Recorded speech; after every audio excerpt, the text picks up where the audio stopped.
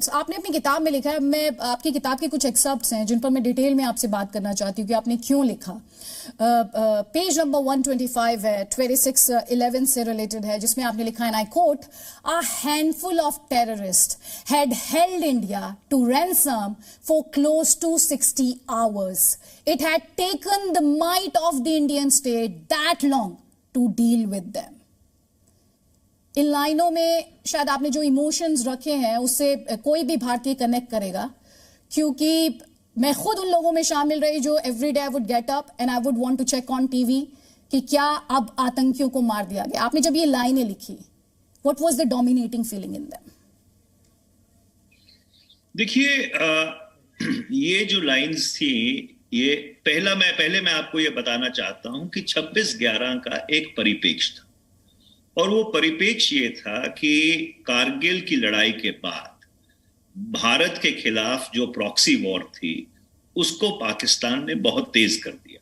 तो 1999 में IC-814 का अपहरण होता है, उसके बाद जम्मू कश्मीर विधानसभा पे हमला होता है, भारत की संसद के ऊपर हमला होता है, उसके बाद ऑपरेशन पराक्रम को अंजाम दिया जाता है। और जब ऑपरेशन पराक्रम चल रहा था तो जम्मू में मिलिट्री कैंप कालोचुक के ऊपर हमला होता है, उसके बाद मुंबई में रेलगाड़ियों में बम ब्लास्ट होता है, भारत के अनेक शहरों में बम ब्लास्ट होते हैं, दिल्ली में सरोजनी नगर में बम ब्लास्ट होता है, और उसके बाद 26/11 का ये वाकया होता है। तो लगभग 8 साल तक पाकिस्तान ने अपनी जो प्रॉक्सी वॉर है वो भारत के खिलाफ बहुत तीव्र कर रखी थी।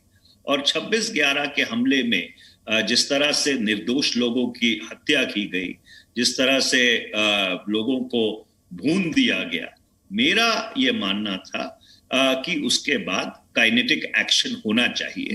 और मेरा सदा से ये मानना रहा है कि पाकिस्तान जब भी भारत स्ट्रेटेजिक रिस्ट्रेंट इस्तेमाल करता है तो पाकिस्तान उसे शक्ति नहीं मानता, पाकिस्तान उसे कमजोरी मानता है।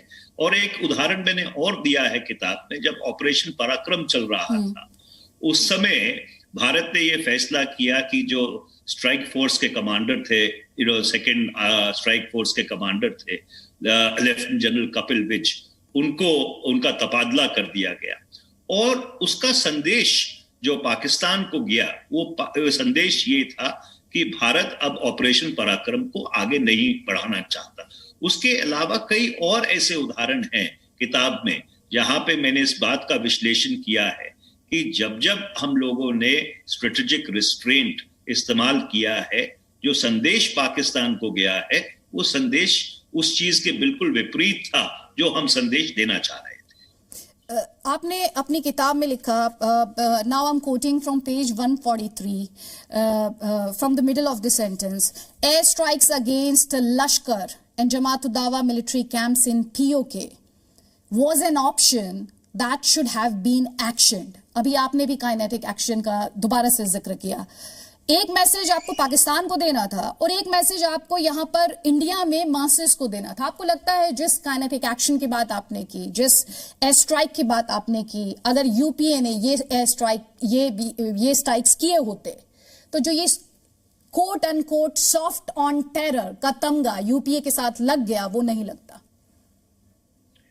देखिए, मैंने किताब में इस बात का भी जिक्र किया है कि 2016 में जब उरी आर्मी कैंप के ऊपर हमला होता है, उसके बाद जो सर्जिकल स्ट्राइक की जाती है उसका पब्लिक ओनरशिप एनडीए भाजपा की सरकार ने लिया। और ये कोई पहली बारी नहीं था कि सर्जिकल स्ट्राइक हुई थी। 1998 से लगातार निरंतर इस तरह के शैलो बॉर्डर एक्शंस चलते रहे थे, पर यह पहली बार था कि किसी सरकार ने इस चीज की पब्लिक ओनरशिप ली थी। पर उसके बाद पुलवामा की घटना होती है और पुलवामा की घटना की जिम्मेदारी जैश ए मोहम्मद लेता है, और उसके बाद बालाकोट की बॉम्बिंग होती है। तो मेरे लिए जो महत्वपूर्ण सवाल है वो ये है कि क्या जब हमने कार्रवाई की, उस कार्रवाई से जो पाकिस्तान की डीप स्टेट है उनकी जो मानसिकता है उसमें कोई बदलाव आया? और मेरी समझ ये कहती है कि वो बदलाव नहीं आया, क्योंकि अगर बदलाव आया होता तो पूंछ में अभी जो आतंकवादी हमला चल रहा था जिसमें हमारे 11 जवान शहीद हुए, वो शहीद नहीं होते। और इसका एक और व्यापक परिप्रेक्ष्य है किताब में कि जब से पाकिस्तान ने ये सिलसिला शुरू किया कि to bleed India with 1000 cuts, 1971 की बांग्लादेश की लड़ाई के बाद जब भारत ने, श्रीमती इंदिरा गांधी ने बांग्लादेश की संरचना की, तो ये एक स्ट्रेटेजिक डायलेमा भारत के पॉलिसी मेकर्स के मन में रहा है कि क्या आतंकवाद के खिलाफ कन्वेंशनल फोर्स इस्तेमाल किया जाना चाहिए, और अगर किया जाना चाहिए उसको किस तरह से कैलिब्रेट करना चाहिए, और अगर आप उसको कैलिब्रेट कर भी लेते हैं तो क्या पाकिस्तान की जो डीप स्टेट है, जो नॉन स्टेट एक्टर्स का इस्तेमाल करती है, क्या उनकी मानसिकता में बदलाव आता है। ये एक विडंबना तब भी थी और ये एक विडंबना आज भी है, उरी और बालाकोट के बावजूद।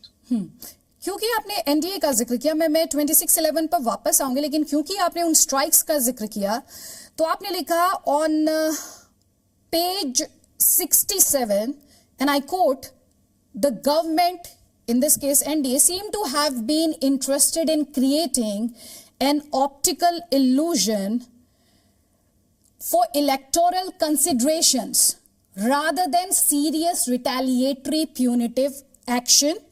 और उरी स्ट्राइक्स को लेकर आपने पेज 250 पर लिखा, NDA seems to have made the unfortunate assessment that these strikes pay political dividends. तो वोट बटोरने के लिए ये जो स्ट्राइक्स थे इन्हें publicise, should I interpret it like that? देखिए, ये इसका भी एक परिप्रेक्ष्य है और वो किताब में आप परिप्रेक्ष्य पाएंगी। और परिप्रेक्ष्य ये है कि 2004 से लेकर 2014 तक एनडीए भाजपा जब विपक्ष में थी तो निरंतर और लगातार वो एक बात कहते रहे कि जो यूपीए की सरकार है वो आतंकवाद को लेके कमजोर है। और जब 2014 में एनडीए भाजपा की सरकार बनी तो उन्होंने भी लगभग उन्हीं नीतियों को क्रियान्वित किया जो यूपीए की सरकार कर रही थी।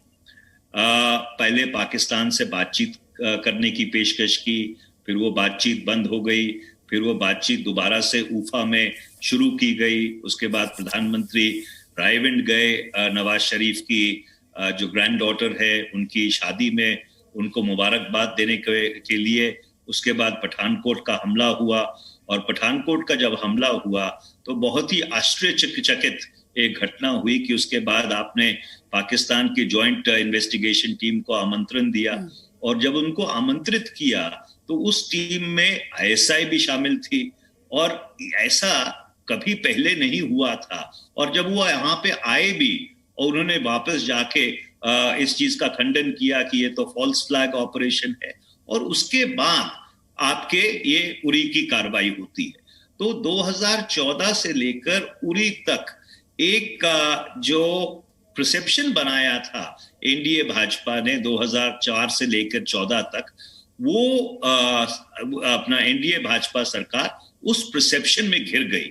और इसलिए जब उन्होंने ये कार्रवाई की, और मैं ये नहीं कह रहा कि कार्रवाई गलत की या कार्रवाई नहीं करनी चाहिए थी, पर जहां तक मैं उसे एक विश्लेषण के नजरिए से देखता हूं कि क्या उस कार्रवाई के बाद पाकिस्तान की मानसिकता में बदलाव आया, मेरी समझ ये कहती है कि वो बदलाव नहीं आया। और मैंने इसका जिक्र इससे पहले वाले आपके सवाल के जवाब में किया है।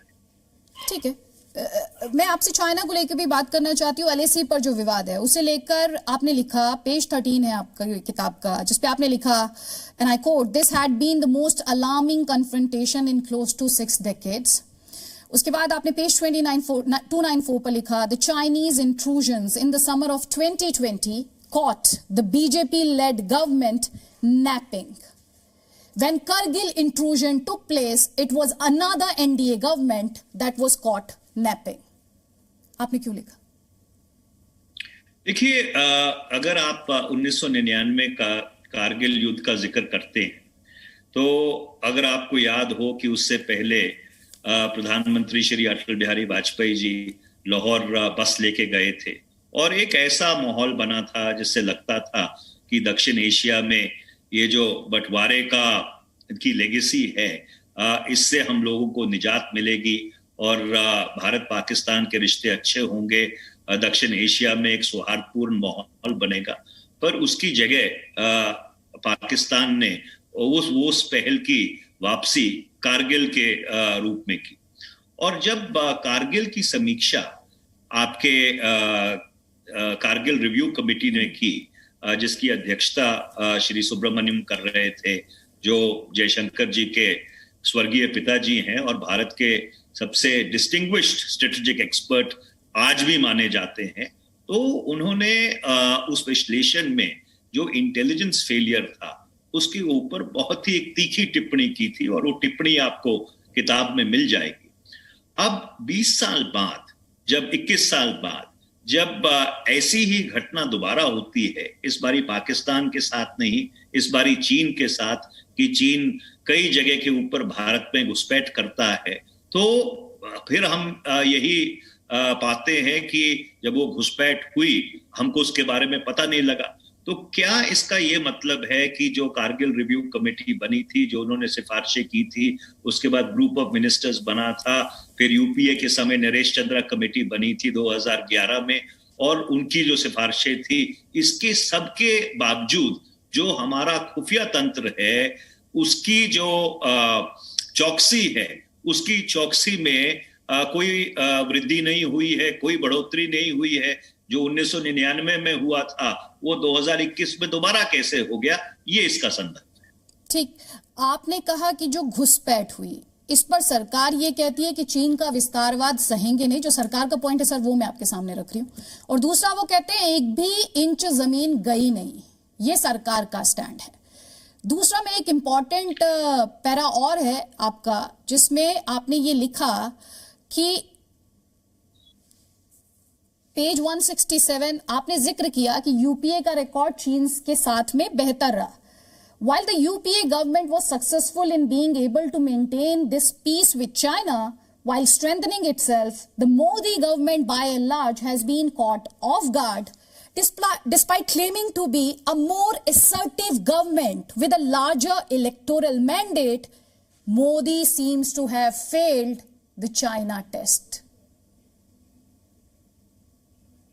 देखिए, अगर आप इसके विस्तार में जाना चाहते हैं, इसके तह में जाना चाहते हैं, तो मैं आपको समझा देता हूं कि 1962 में भारत चीन की लड़ाई हुई और उसमें भारत को शिकस्त हासिल हुई।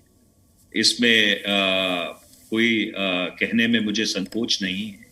उसके बाद जब नाथुला में फिर दोबारा से स्कर्मिश हुआ 1967 में, तो भारत की सेना ने चीन को नाको चने चबा दिए।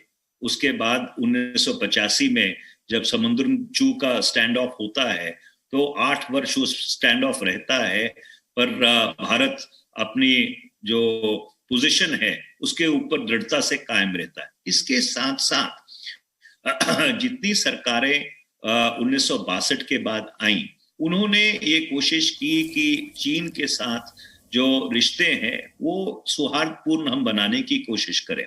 1975 में एक वाक्य के अलावा, जिसमें असम राइफल्स के कुछ जवान दुर्भाग्यपूर्ण चीनियों ने मार दिए थे, उसके अलावा भारत चीन सीमा के ऊपर 1975 से लेकर 2020 तक कोई घटना नहीं होती। अगर आप 2004 से लेकर 2014 का समय देखें, या उससे पहले वाजपेयी जी का जो कार्यकाल था, या इंद्र कुमार गुजराल जी का, देवगौड़ा जी का, नरसिम्हा राव जी का, और 1988 में वापस चले जाएं जब श्री राजीव गांधी चीन गए थे और उन्होंने मेरे ख्याल शायद 30 साल बाद कोई भारत का प्रधानमंत्री चीन गया था, तो एक स्ट्रेटेजिक स्टेबिलिटी थी भारत चीन रिश्तों में। पर 2014 में जब एनडीए भाजपा की सरकार आती है और शी जिनपिंग को प्रधानमंत्री श्री नरेंद्र मोदी आमंत्रण देते हैं, तो एक तरफ तो शी जिनपिंग भारत आते हैं, दूसरी तरफ पीएलए की जो सेना है वो चुमर में सरहद पार करके अपने टेंट भारत की सरजमीन पे गाड़ लेती है। और उसके बाद डोकलम का वाकया होता है, और डोकलम के बाद फिर ये स्टैंड ऑफ होता है ईस्टर्न लद्दाख में, इसके बावजूद कि शी जिनपिंग और प्रधानमंत्री के 2 इनफॉर्मल समिट वुहान में और मामलापुरम में हुए हैं। तो जो बुनियादी बात है और जिसके ऊपर हमको चिंतन करना चाहिए, विश्लेषण करना चाहिए कि 2014 से ऐसा क्या बदला कि जो एक स्ट्रेटेजिक स्टेबिलिटी थी भारत और चीन के रिश्तों में, वो स्ट्रेटेजिक स्टेबिलिटी एकदम से गड़बड़ानी शुरू हो गई। क्या उसका कारण ये है कि 2012 में शी जिनपिंग जब राष्ट्रपति बनते हैं और जनरल सेक्रेटरी बनते हैं चाइनीज कम्युनिस्ट पार्टी के, उन्होंने चाइना का जो रुख है उसको बहुत अग्रेसिव कर दिया, और अगर उन्होंने अग्रेसिव कर दिया तो फिर हमारी तैयारी होनी चाहिए थी उस हिसाब से। तो ये आपके जो स्ट्रेटेजिक डायलेमास है इंडियन स्टेट के, चीन को लेकर, पाकिस्तान को लेकर, क्योंकि इन दोनों देशों की वजह से हम लोग पिछले 70 वर्ष में जो दक्षिण एशिया है उससे उभर नहीं पाए हैं। पाकिस्तान से जो बंटवारे की लेगेसी है और चीन से जो ये अनडिमार्केटेड बॉर्डर्स की लेगेसी है, इससे हम अपने आप को उभार नहीं पाए हैं। और इसलिए किताब ये कहती है कि चाहे स्ट्रेटेजिक रिस्ट्रेंट हो, चाहे फॉरवर्ड लीनिंग पोजीशन हो, हम लोगों को अगर भारत की पूरी क्षमता को उजागर करना है, if we have to achieve our full potential, we have to find a way that there is peace on our periphery. Presenting B News app, available on Google Play and App Store. Download it now.